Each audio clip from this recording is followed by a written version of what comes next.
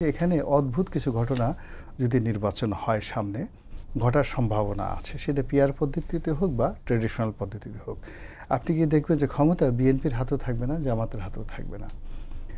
এমন কিছু হবে এখানে, এই মুজিবুর রহমান মঞ্জু উনি প্রধানমন্ত্রী হয়ে গেছেন, কয়দিন পরে উনি আউট, জুনায়েদ শেখে প্রধানমন্ত্রী, জুনায়েদ শেখে আউট, নুরুল হক নুরু প্রধানমন্ত্রী, তারপরে নুরুল হক নুরু আউট, দেখা গেল যে অন্য আরেকজন প্রধানমন্ত্রী হয়ে গেছে। কিভাবে?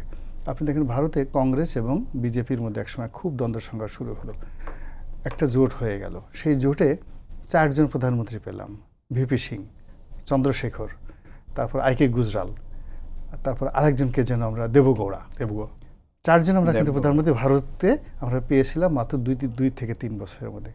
ফলে ভারতের মতো এত বড় একটা রাষ্ট্রে যদি এই ঘটনা হতে পারে যেখানে কংগ্রেস এবং বিজেপির গলায় দড়ি দেওয়ার মতো অবস্থা, ফলে আগামীতে এই যে কথাগুলো বললাম এই কথাগুলো বাংলাদেশে ঘটে যেতে পারে, অস্বাভাবিক কিছু না।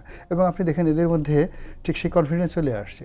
এই নুরুল হক নুরু সে কদিন আগে আসলো সিঙ্গাপুর থেকে, এসেই বলল যে যদি এনসিপির সঙ্গে গণ অধিকার পরিষদের ঐক্য হয় তাহলে নির্বাচনে জয়লাভ করে সরকার গঠনের একটা সম্ভাবনা আছে।